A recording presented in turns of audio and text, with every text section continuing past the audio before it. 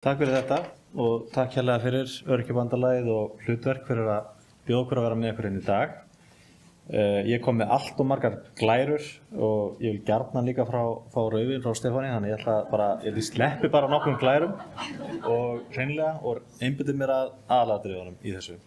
En ég skipti þessu svona í þrennt. Fyrsta lagi aðeins að fara yfir stöðuna, svona hvernig við sjáum stöðuna í þessu, síðan svona hlutverk atvinnulífs og stjórnvalda og svo aðeins að reyna að rýna inn í framtíðina. Við sjáum það hérna að öryrkjum er að fjölga. Þeim er að fjölga 39% á síðustu 13 árum. Og ef við skoðum þetta svona myndrænt, þá sjáum við hvernig, þarna appelsínugula línan eru karlar, bláa línan eru konur. Til að byrja með eru þetta aðalega ungir karlar sem koma þarna inn, en svo taka konurnar fram úr þegar svona það sem maður mætti kalla á barneignaaldri og halda sinni forystu, ef svo má segja, út ævina. Og nýgengnu örorku, 75% orkumats, var á síðasta ári 1600 manns, en hefur farið allt upp í 1790 þarna árið 2016. Þetta er gríðarlega stór hópur. Og ég ætla að biðja ykkur að muna þessa tölu 1600 því að ég ætla að gera svo kræfur að fara með okkur í smá starffræðiæfingu hérna. Því að það er þannig að meðal árgangur sem að fólk sem er að fara inn á sem þetta kalla vinnualdur er 5.000 manns. Meðal árgangur sem er að fara af vinnualdri er 3.000 manns. Þannig að þarna munur á þessu eru 2.000 manns sem er að fjölga á vinnualdri. Og ef við miðum við svona þjóðumbutareglu að 90% atvinnuþátttöku, þá eru það eftir 1800 manns. Þannig að það blasir við að ef að öryrkjum fjölgar 1600 ári og vinnuaflinu fjölgar 1800, að ef að öryrkjar er ekki nema litlu leyti þátttakendur í atvinnulífinu, þá er vinnandi fólki ekki að fjölga. Og þetta eru þetta fyrst og fremst vont fyrir fólkið sjálft, það þetta skerðir lífsgæði þeirra að geta ekki unnið, en þetta er líka vont fyrir okkur öll hin og okkur öll sem samfélag, vegna þess að lykillinn að því að lífsgæði okkar allra vaxi, að hagvöxtur aukist, er að sem allra flestir vinni og að vinnandi fólki fjölgi. Til dæmis svona síðustu árin hefur verið mikill hagvöxtur og lykillinn að því hefur fyrst og fremst verið að við okkur hefur borið gæfa til þess að fá mjög margt fólk til landsins til þess að vinna, útlendinga, og það er auðvitað þitt besta mál, en auðvitað þurfum við líka að finna alla leiðir til þess að sem allra flestir af þeim sem fæðast hérna séu virkir. Þetta er svona staðan sem að blasir við okkur og þetta er svona útgangspunkturinn í þessu sem að ég hefði viljað ræða. Það hefur svolítið komið fram áður sem að ég er með á glærum, þess vegna slepp ég því, eins og þannig talaði hlutverk Vinnumálastofnunar og vinnusamningana sem að Laufey fór hérna vel yfir áðan, þannig ég ætla að sleppa því. Hlutastörfin hafa líka verið rædd, það er eitthvað sem að hið opinbera getur auðvitað ákveðið að gera og vinnuveitendur geta líka ákveðið að gera það þegar að störf losna að svona hafa það bak við eyrað, er þetta starf sem geti mögulega verið unnið af 2 eða 3 í hlutastörfum. Það á þetta alls ekki alltaf við, en það getur örugglega átt mjög oft við. Það á til dæmis ekki við þar sem að störfin þarfnast mjög mikilvægt þjálfunar. Dæmi það, nýlegt dæmi eru til dæmis flugfreyjur sem þurfa að fara í gegnum árlega mjög mikla þjálfun, öryggisþjálfun. Það kom fram í fréttum fyrir nokkrum mánuðum þegar Icelandair ákvað að takmarka rétt þeirra til hlutastarfa og það er auðvitað viðbragð við því að það er gríðarlega mikill þjálfunarkostnaður. Þannig að og hann er auðvitað 2-falt fleiri ef þú ert með 2 50% flugfreyjur í staðinn fyrir 1 100% flugfreyju. Þannig að það á ekki alltaf við, en það á mjög víða við. Og ég held að atvinnurekendur mættu vera miklu duglegri við það að velta fyrir sér hvort að ýmis störf hjá þeim gætu verið skipt upp í hlutastörf. Síðan er það veikindarétturinn sem var nefndur líka hérna áðan í umræðum. Við höfum ekki fundið rannsóknir það hvort að fólk með skerta starfsgetu sé oftar frá vinnu vegna veikinda heldur en aðrir. Þannig við vitum ekki alveg hver staðan er, en það er alveg ljóst og þetta mætti gjarnan rannsaka.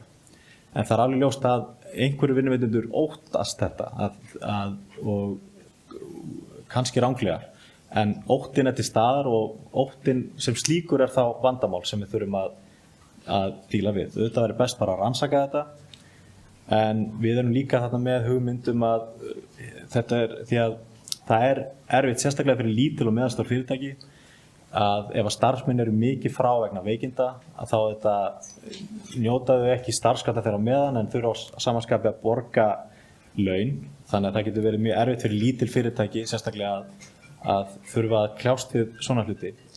Þannig við höfum varpað fram þeirri hugmynd hvort að það væri mögulegt að atvinnurekendur gætu sótt endurgreiðslu á veikindagreiðslum fólks með skerta starfsgetu. Það þarf ekki að vera dýrt fyrir ríkið, en myndi muna örugglega mjög miklu fyrir mörg fyrirtæki sérstaklega til minni. Ég ætla að sleppa þessu og Virk.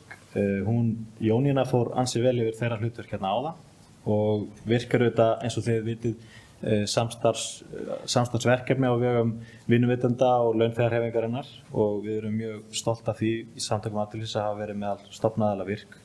Það verið að vinna frábært starf. Já, svo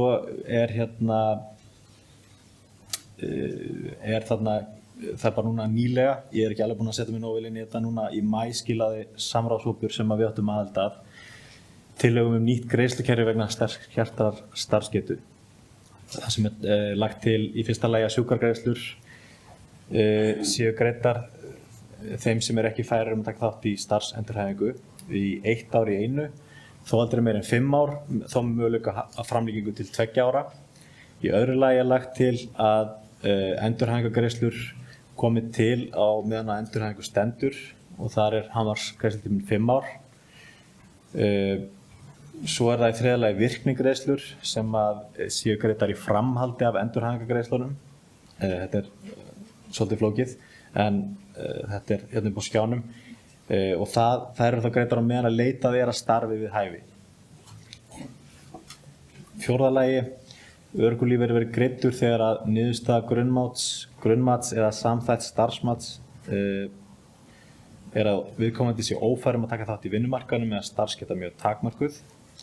Og í 5. lagi þetta kannski mikilvægast sveigjanleg störf standi einstaklingum með skerta starfsgetu til boða þegar ástand þeirra orðið stöðugt. Þetta hefur þetta verið nefnt áður og ég ætla líka að koma aðeins betur á þessu hérna á eftir. En framtíðin, það erfitt að spá, sérstaklega framtíðina eins og Sveinbjörn fór rækilega yfir í morgun. En það kannski 3 atriði sem ég myndi vilja nefna í þessu samhengi. Fyrsta lagi fjórða iðnbyltingin sem Katrín nefndi reyndar líka hérna í morgun. Hún að gera það að verkum að störfum það sem reynir á líkamlegt atgervi að fækka en á móti verða til ný störf þar sem reynir meira á hugann. Þannig að fyrir fólk með skerta starfsgetu þarna að skapast tækifæri og þetta er bylting sem ekki yfirvofandi heldur þegar hafin og bara raunar kannski löngu hafin líka á Íslandi að fara til dæmis í fiskvinnslu út á landi núna allt öðruvísi en það var fyrir 10 árum. Þar miklu færra fólk að vinna störfin og þar eru vélar að vinna miklu fleiri störfin áður. Þarna eru gríðarleg tækifæri held ég fyrir fólk með skerta starfsgetu. Í öðru lagi þá var það áhersla okkar hjá Samtökum atvinnulífsins núna í þessum kjarasamningaviðræðum sem nú lokið var að reyna að draga úr henni séríslensku yfirvinnu. Ef við berum okkur saman við Norðurlöndin til dæmis þá eru við alveg sér á báti hvað varðar yfirvinnuna. Það eru að meðaltali 9,1% af heildarlaunum á almenna vinnumarkaðnum eru yfirvinna. Á Norðurlöndunum þetta nær því að vera 1%. Þetta eitthvað sem við viljum gjarnan breyta almennt séð og ég held að þetta skiptir líka máli fyrir fólk með skerta starfsgetu vegna þess að við erum þá að leggja til að grunnlaunin hækki á móti þannig að fólk geti lifað mannsæmandi lífi bara á 100% starfi og þurfi ekki að vera í meiri vinnu heldur en það. Það þetta hjálpar fólki með skerta starfsgetu að lifa af sínum launum ef það í skertu starfshlutfalli og auðvitað gerir það verkum að hlutastörf vera miklu meira freistandi heldur en þau væru ella. Þannig að við vorum líka lögðum áherslu á sveigjanlegan vinnutíma og það einmitt verið nefnt, eins og var nefnt hérna í umræðunum í morgun, að dagarnir eru misjafnir, misgóðir hjá fólki. Þannig að það sem að því verður við komið er auðvitað mikilvægt að auka sveigjanleikann í vinnunni. Þetta lögðum við upp með í byrjun og náðum í gegn allavega sko, með sveigjanleikann, en því miður þá náðust ekki samstaða það að taka á yfirvinnunni, en við munum halda þessu áfram og bara tökum þetta upp í næstu kjaraviðræðum, bíðum spennt eftir þeim. Svo í þriðja lagi, þetta kannski atriði sem á bara við einstaklinga með þroskaraskanir, en það uppi hugmyndir í mennta- og menningarmálaráðuneytinu sem við höfum verið að vinna með þeim, sem að miða því að því það eru mörg fyrirtæki að gera góða hluti á þessu sviði, að vinna með fólk með þroskaraskanir, og það er mjög mikilvægt þegar að vera að gera góða hluti að vekja athygli á því og nota þetta sem fyrirmyndir fyrir önnur fyrirtæki. Þannig að við ásamt Vinnumálastofnun, Festu og öðrum hagsmunaaðilum og mennta- og menningarmálaráðuneytinu svona höfum í hyggju að reyna að búa til eitthvað kerfi þar sem við getum gefið fyrirtækjum viðurkenningu sem að gera góða hluti þarna.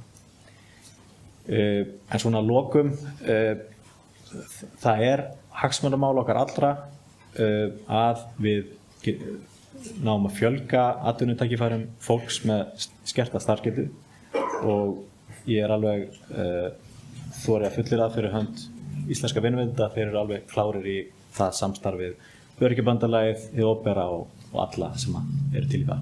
Takk.